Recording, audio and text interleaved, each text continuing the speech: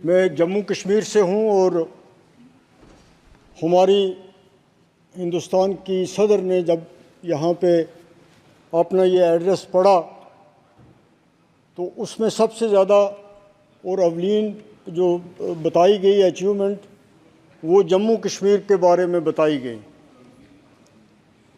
लेकिन साथ में ये नहीं बताया कि पिछले 10 साल से जम्मू कश्मीर में कोई इलेक्शन नहीं हुआ। हम एक इलेक्टेड, एक जमहूरी निज़ाम में एक मंतखब हुकूमत होती है। लोकल बॉडीज के इलेक्शंस हुए थे 37 सालों बाद। मैं असेंबली के इलेक्शन की बात कर रहा हूँ जनाब, कि असेंबली के इलेक्शन 2014 के बाद नहीं हुए। 2018-17 में वो असेंबली भी डिज़ाल्व कर दी थी। हम असेंबली के बग़ैर हैं आज तक, उसका ज़िक्र नहीं किया। और उसके साथ साथ इसका ज़िक्र भी नहीं किया कि हमने जम्मू कश्मीर में कितना बड़ा जुल्म किया कि एक फुल फ्लेज रियासत थी, उसको तकसीम किया गया, उस 2 यूटीज़ बनाई गई। आज तक इस पार्लियामेंट की हिस्ट्री में ऐसा कभी नहीं हुआ कि एक स्टेट को तोड़ के यूटी बनाई जाए। हमेशा ये हुआ है कि यूटीज़ को स्टेट बनाया गया है। और मैं आप इस सब हाउस के सामने ये रखना चाहता हूँ कि ये बहुत बड़ी नाइंसाफ़ी हुई है जम्मू कश्मीर और लद्दाख के लोगों के साथ, जिन्होंने इस फैसले को कबूल नहीं किया है। हम चाहते हैं कि हमारे जो हकूक़ छीने गए हैं उनको वापस दिया जाए, फ़ौरन इलेक्शन करवाए जाएं और हमारी स्टेटहुड फ़ौरन वापस की जाए। वहाँ के लोग एक जमहूरी अमल के ना होने से, मंतखब नुमाइंदे ना होने की वजह से बहुत ज़्यादा सफ़र कर रहे हैं। मैं आपको ये बताना चाहता हूँ कि हमारा जम्मू कश्मीर हाइड्रो इलेक्ट्रिक के लिए बहुत बड़ा पोटेंशियल है। वहाँ पे इतना पोटेंशियल है कि अगर हमें वो पावर प्रोजेक्ट्स दे दिए जाएं तो हमें, अगर सरकार यहाँ से पैसा ना भी दे डेवलपमेंट के लिए, तो हम अपनी डेवलपमेंट कर सकते हैं। लेकिन बदकिस्मती की बात है कि वहाँ जब गवर्नर रूल हुआ, एलजी का राज आया, तो हमारे वो जो पावर प्रोजेक्ट्स हैं जिनको स्टेट की पावर डेवलपमेंट कॉरपोरेशन बना रही थी, वो एनएचपीसी को दे दिए।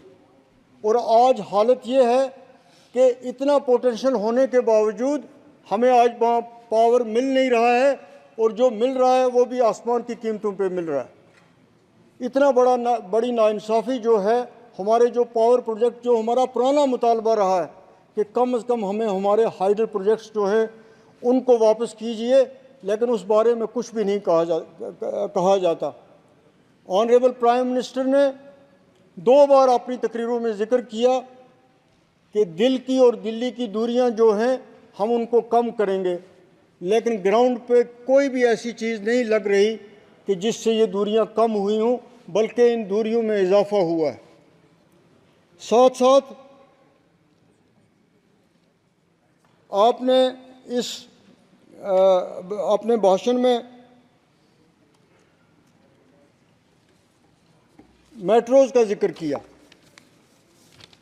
लेकिन जम्मू और कश्मीर के 2 बड़े शहर जो हैं उनके लिए मेट्रो के बारे में कुछ भी नहीं कहा गया।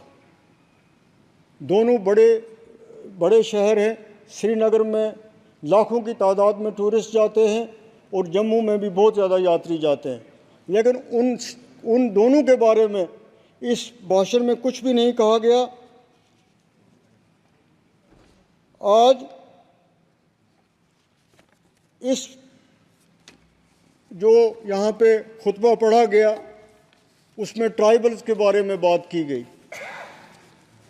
मेरे से पहले भी 2 मेंबर्स ने यहाँ पे कहा कि बहुत ज़्यादा चर्चा की जाती है, बहुत ज़्यादा प्रोपेगेंडा किया जाता है कि ट्राइबल्स को बहुत कुछ मिल रहा है, बहुत बड़ी फैसिलिटीज़ उनके लिए हैं, बहुत बड़ी कंसेशंस हैं, तो उसका नतीजा ये होता है कि दूसरे लोग समझते हैं कि शायद सारी नवासियाँ जो हैं, हुकूमत की सारी कंसेशंस जो हैं, नौकरियां हैं, पैसा है, सब कुछ है, वो इन लोगों को दिया जा रहा है, लेकिन ग्राउंड पे आप देखें तो इन लोगों को कुछ भी नहीं मिलता है।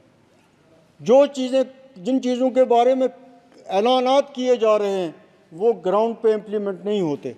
मेरी तजवीज़ है कि ट्राइबल के जो मिनिस्टर हैं, वो तमाम ट्राइबल के जो एमपीज़ यहाँ पे इलेक्ट होके आए हैं, उनके साथ बैठे, उनसे पूछ के अपने प्लान बनाएं और ये देखें कि क्या जो पैसा यहाँ से जा रहा है, जिसके बारे में तज़किरा हो रहा है, क्या वो वहाँ उन लोगों के पास पहुँचता है।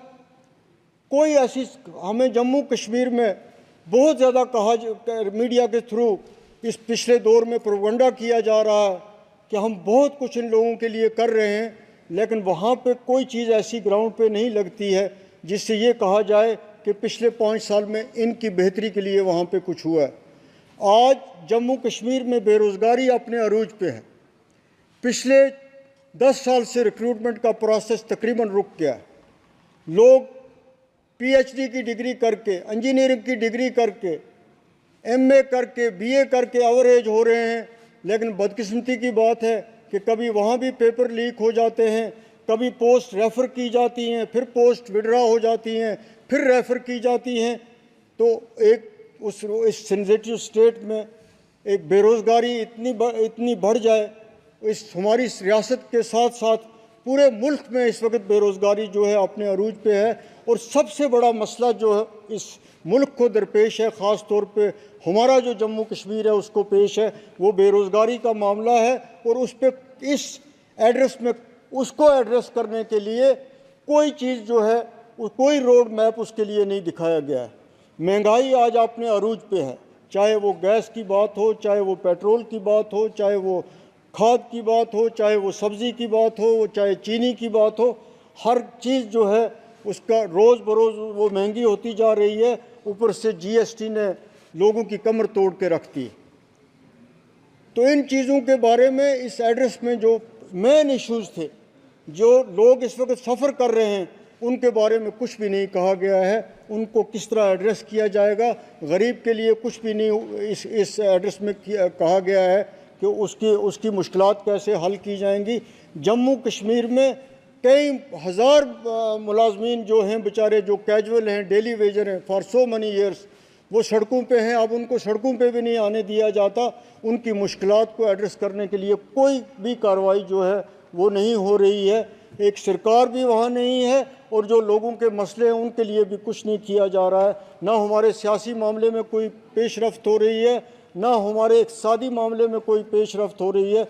इसलिए मैं पूरे हाउस से ये कहना चाहता हूँ कि जम्मू कश्मीर के बारे में जो कुछ यहाँ पे कहा गया, उतना कुछ वहाँ पे प्रैक्टिकली उसके बिल्कुल डिफरेंट पोजीशन है। और हम लोग जो जम्मू कश्मीर के हैं, हम सफ़र कर रहे हैं। पूरे देश के जो मेंबर यहाँ पे इलेक्ट होके आए हैं, उन्हें इस मामले में गौर व फिक्र करना चाहिए और अपनी आवाज़ यहाँ पे बुलंद करनी चाहिए। ख़ास तौर पे मैं इंडिया अलायंस के लोगों को, जिनका हम हिस्सा हैं, उनको इस मामले में मैं आज अपोजिशन के लीडर ने ज़िक्र तो किया एक लाइन वहाँ पे, लेकिन मैं ये चाहता हूँ कि ये ज़िक्र ज़रूर यहाँ अपोजिशन से होता रहे। जम्मू कश्मीर के बारे में बहुत बहुत